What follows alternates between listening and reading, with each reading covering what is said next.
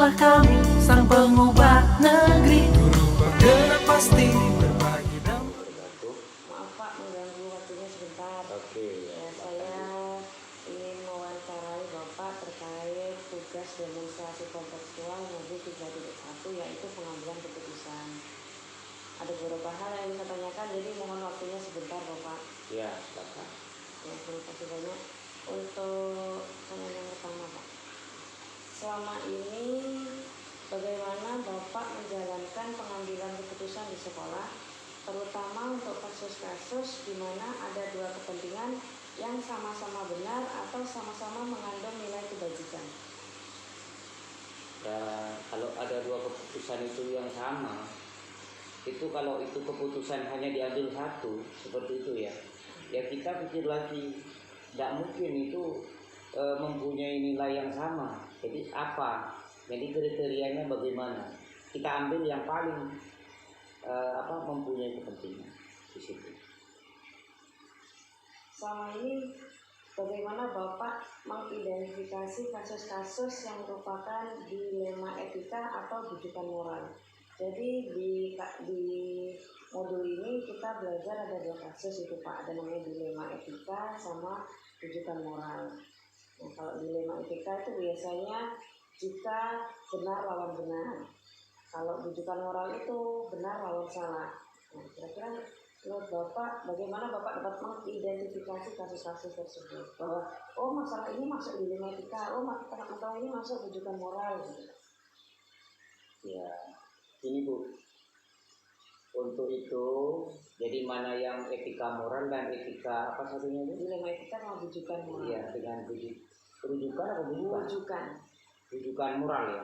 Dan etika.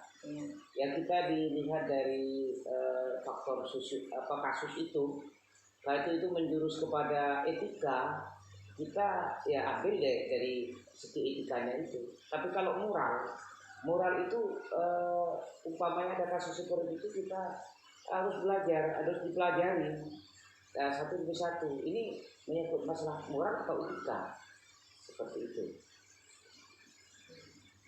Biasanya langkah-langkah seperti apa yang Bapak ambil selama ini kalau ada kasus seperti itu? Ya kita kalau itu sifatnya etika ya, kita panggil yang bersangkutan yang punya kasus. Kemudian masalah moral juga seperti itu, dan berikan pandangan-pandangan. Kalau moral itu ada hubungannya dengan masalah keagamaan ya, mungkin seperti itu. Tapi kalau etika itu sikap pada waktu itu yang apa namanya, yang berlaku di masyarakat. Jadi misalnya ini di lingkungan sekolah ada ada kasus itu yang etika, yang mengganggu etika ini ada kebiasaan di sekolah itu mengganggu enggak atau mengganggu stabilitas di stabilitas tenaga keadaan di sekolah apa enggak, itu dari menurut pada etika. Satunya apa, moral, itu tanggung jawab moral itu yang jelas ada hubungannya dengan masalah kepada Tuhan Yang Maha Esa. Hal-hal apa saja yang selama ini Bapak anggap efektif dalam pengambilan keputusan pada kasus-kasus dilema etika, Pak? Menurut Bapak, yang paling efektif itu? Yang paling efektif kita berikan peringatan seperti itu, pertama. Kemudian ada peringatan kedua dan peringatan ketiga. Baru ke peringatan ketiga ini kita nanti mengevaluasi seberapa jauh yang seperti sanksi dan sebagainya kita berikan kepada yang bersangkutan. Hal-hal apa saja yang selama ini merupakan tantangan dalam pengambilan keputusan pada kasus-kasus dilema etika?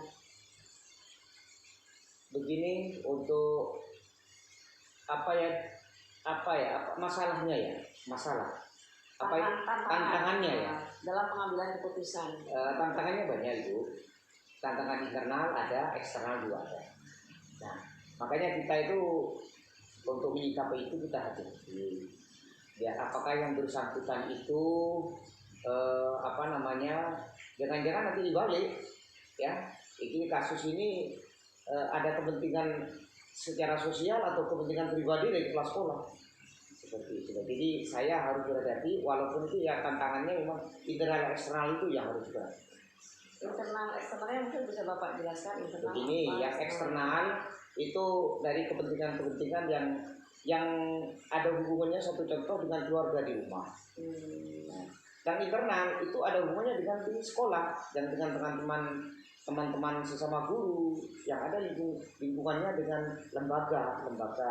Kalau kita ini SMK 1 Propo ya dengan SMK 1 Propo. Kemudian eksternal dengan keluarganya yang ada di rumah, entah dengan dengan keluarga atau dengan tetangga dan sebagainya. Dalam pengambilan keputusan itu kira-kira Bapak memiliki sebuah jadwal tertentu, misalnya langsung menyelesaikan di tempat gitu Pak, atau menunggu jadwal misalnya 1 minggu kemudian, atau bagaimana Pak biasanya?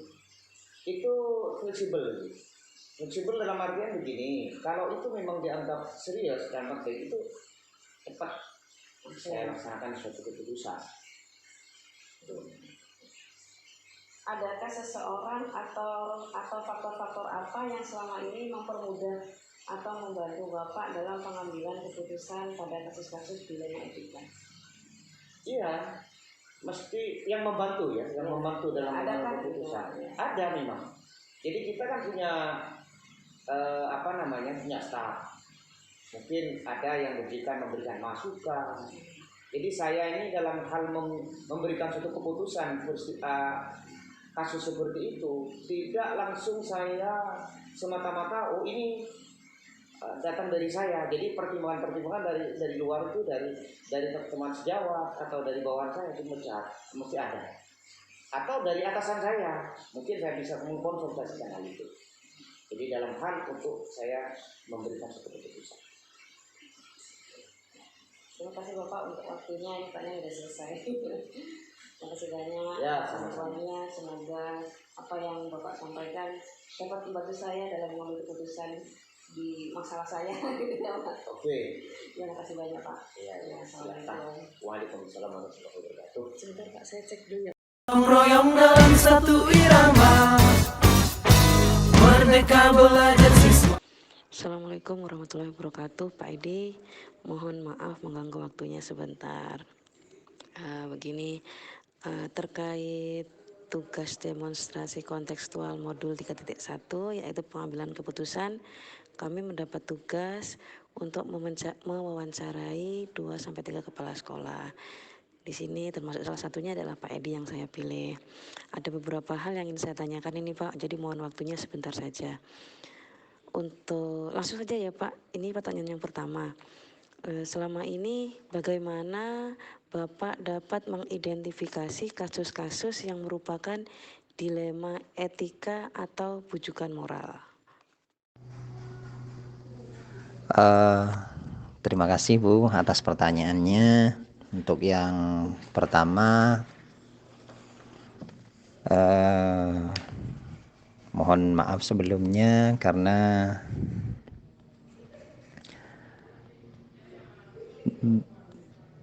dilema etika dan bujukan moral ini memang belum familiar di telinga saya, maka saya menjawabnya berdasarkan pengalaman-pengalaman yang selama ini, meskipun pengalamannya sedikit, mudah-mudahan bisa mewakili jawaban yang diinginkan oleh Bu Rita. Selama ini ketika ada hal-hal yang sekiranya berkaitan dengan sekolah, misalnya saya mengidentifikasi hal yang dipertanyakan barusan dengan keadaan seperti ini. Suatu hari ada siswa yang rajin. Pada suatu hari dia terlambat 5 menit. Nah, itu karena sudah dikategorikan melakukan pelanggaran ketertiban atau adanya keterlambatan, maka itu masuk dalam ranah bujukan moral, karena sekolah harus mengambil keputusan bahwa apabila dia bersalah maka wajib dia diberikan sanksi, atau hal tersebut sudah bisa saya kategorikan dengan kasus bujukan moral yang cara menyelesaikannya yaitu dengan cara pengambilan keputusan antara benar dan salah. Namun ketika ditelusuri, karena tidak biasanya siswa tersebut seperti itu, tidak biasanya terlambat, ketika ditelusuri lebih lanjut apa penyebab keterlambatannya, dia bercerita bahwa yang pertama dia ungkapkan adalah permohonan maaf karena tadi malam membantu orang tuanya bekerja sehingga dia bangunnya kesiangan. Nah, hal tersebut menurut saya sudah berpindah posisi. Dari awalnya kasus tersebut masuk dalam kategori bujukan moral, sekarang lebih memberikan saya untuk mengambil keputusan. Jadi itu sudah bisa menurut saya masuk dalam kategori dilema etika. Sudah. Jadi ada hal yang bergeser. Namun dari kasus tersebut tetap kalau kita mengambil keputusan bahwa siswa yang bersangkutan tetap harus diberikan sanksi. Namun sanksinya tidak seperti siswa yang lain yang benar-benar terlambat dengan pasti. Karena ini dari tidak biasanya terlambat, sekarang malah terlambat karena membantu orang tuanya untuk mencari tambahan penghasilan. Sehingga kami mengidentifikasi dari dilema etika dan bujukan moral seperti itu. Terima kasih, Bu. Selama ini bagaimana Bapak menjalankan pengambilan keputusan di sekolah, terutama untuk kasus-kasus di mana ada dua kepentingan yang sama-sama benar atau sama-sama mengandung nilai kebajikan? Untuk kami dalam menjalankan pengambilan keputusan untuk kasus-kasus yang ada atau permasalahan yang ada di sekolah, pertama kami mencari bahan-bahan permasalahan yang terjadi atau kasus yang terjadi. Jadi kami kumpulkan informasi apa permasalahannya, siapa-siapa saja yang terlibat dalam permasalahan tersebut. Baru setelah itu saya koordinasikan terlebih dahulu dengan pertama dengan wakil kepala yang ada di sekolah. Jadi kami rembuk bersama, tidak semata-mata mengambil keputusan sendiri karena itu adalah merupakan permasalahan sekolah yang ada di sekolah, maka kami akan tetap berkoordinasi dengan waka-waka. Kalaupun toh nanti perlu ada pihak komite yang harus dilibatkan, maka kami akan tetap berkoordinasi juga dengan pihak komite.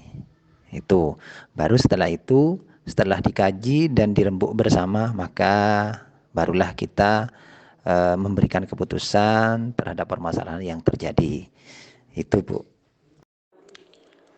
Yang ketiga, langkah-langkah atau prosedur seperti apa yang biasanya Bapak lakukan selama ini? Untuk pertanyaan ini jawabannya hampir mirip dengan yang sudah disampaikan pada jawaban sebelumnya, bahwa langkah-langkahnya yang pertama, saya mencari informasi terlebih dahulu tentang permasalahan tersebut, siapa saja yang terlibat dalam permasalahan tersebut, apa permasalahannya. Setelah diidentifikasi seperti itu, maka langkah berikutnya yaitu berembuk dengan para pengambil keputusan atau pemangku kebijakan dalam sekolah kami, seperti waka, wali kelas, dan BK, BP nanti juga akan dilibatkan untuk menentukan keputusan apa yang harus diambil. Jadi ada prosedur-prosedur seperti itu, tidak semerta-merta memberikan keputusan secara mendadak, karena hal tersebut bisa mempengaruhi kebijakan atau keputusan yang akan diambil. Itu, Bu. Berikutnya, hal-hal apa saja yang selama ini Bapak anggap efektif dalam pengambilan keputusan pada kasus-kasus dilema etika?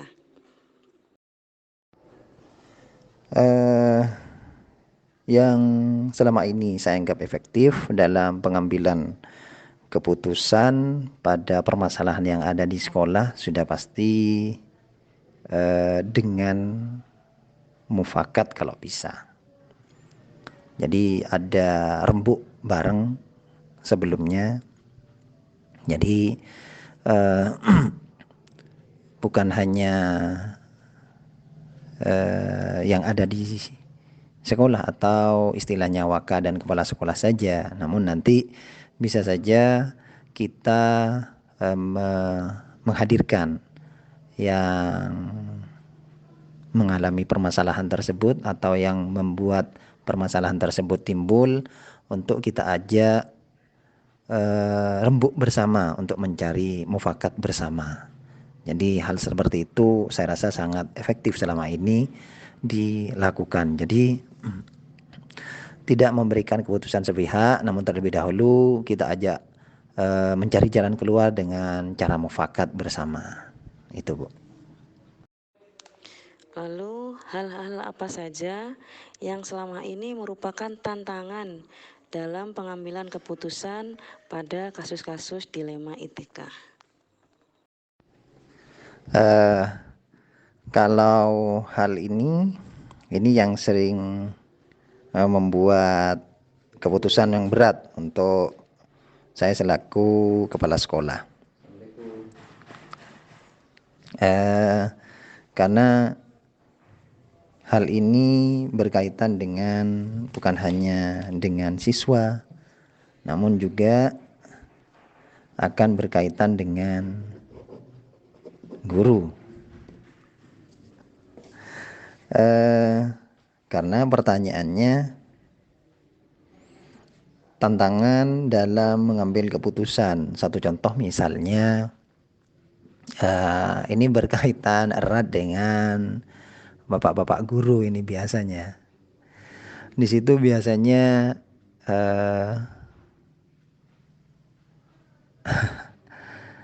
tentang merokok di lingkungan sekolah, itu mungkin yang paling saya merasa canggung, apalagi dengan guru-guru yang sudah lebih dulu mengabdi di sekolah kami. Jadi di situ misalnya kepada siswa dianjurkan, dilarang merokok, tapi guru-gurunya masih ada yang merokok. Nah, itu yang merupakan ada sedikit tantangan bagi kami untuk membersihkan permasalahan tersebut atau meminimalisir permasalahan tersebut karena berkaitan dengan hal yang sekiranya memang sangat rokok itu bagi seorang laki-laki kayaknya tidak mau tidak, apalagi ketika sudah tidak ada jam mengajar. Pasti ada sebagian bapak guru itu yang merokok. Nah, itu memang perlu dicarikan solusi. Mungkin salah satu solusinya perlu diadakan satu tempat yang khusus untuk merokok. Jadi tidak merokok di sekeliling atau di lingkungan sekolah yang terlihat oleh siswa. Mungkin perlu disediakan tempat khusus bagi bapak-bapak yang ingin merokok. Mungkin itu, Bu. Apakah Bapak memiliki sebuah tata kala atau jadwal tertentu dalam sebuah penyelesaian kasus dilema etika? Apakah Bapak langsung menyelesaikan di tempat atau memiliki sebuah jadwal untuk menyelesaikannya?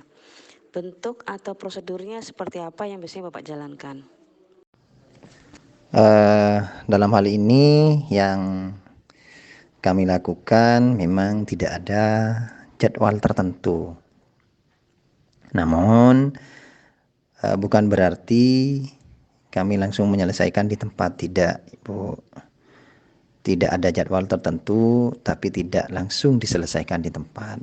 Seperti yang sudah disampaikan, bahwa prosedurnya tetap kita mufakat bersama dengan pertimbangan-pertimbangan yang dilakukan sebelumnya untuk mengambil sebuah keputusan. Itu.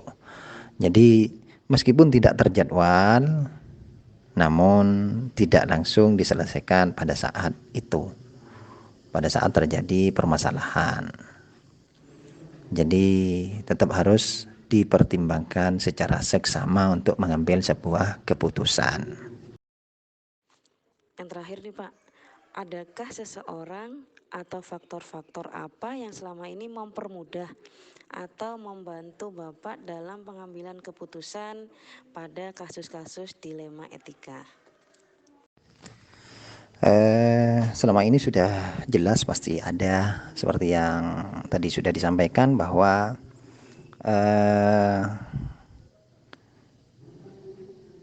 ada pendamping, ada wakil kepala yang bisa membantu ketika akan dilaksanakan atau dilakukan pengambilan keputusan.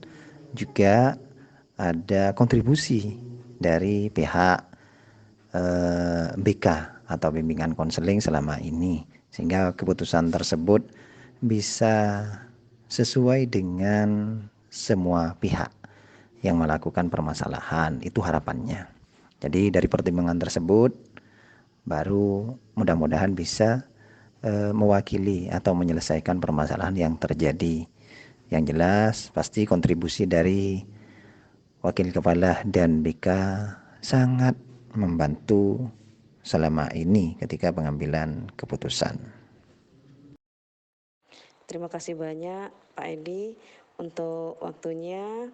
Saya jadi semakin paham dan menyerap pengalaman Pak Edi dalam mengambil keputusan untuk kasus-kasus yang terjadi di sekolah.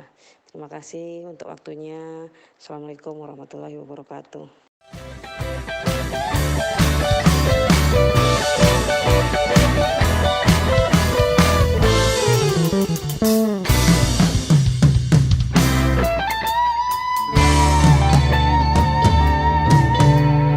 Bergerak cerdaskan bangsa, gotong royong dalam satu irama. Merdeka belajar siswa, cerdas dan bergerak terpancasila. Taklukkan rintangan yang ada, percaya yang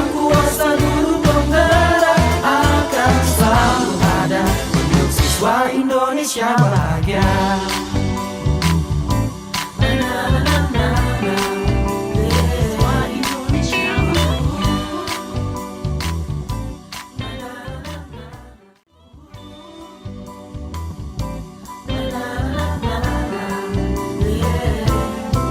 Sehangat sang mentari, secerah sang pelangi, sambutlah kami, sang pengubah negeri. Guru bergerak pasti, berbagi dan mengabdi, religi dan mandiri, solusi untuk negeri.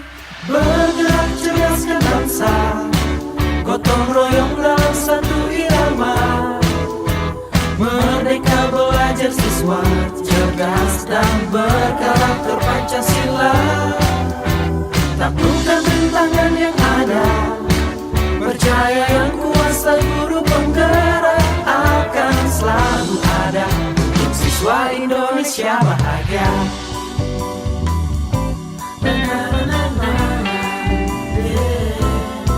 Sehangat sang mentari, secerah sang pelangi, sambutlah kami, sang pengubah negeri. Guru penggerak pasti, berbagi dan mengabdi, religi dan mandiri, solusi untuk negeri. Bergerak cerdaskan bangsa, gotong royong dalam satu irama. Wujudkan cita-cita siswa, cerdas dan berkarakter Pancasila. Taklukkan rintangan yang ada, percaya yang kuasa guru penggerak akan selalu ada untuk siswa Indonesia bahagia.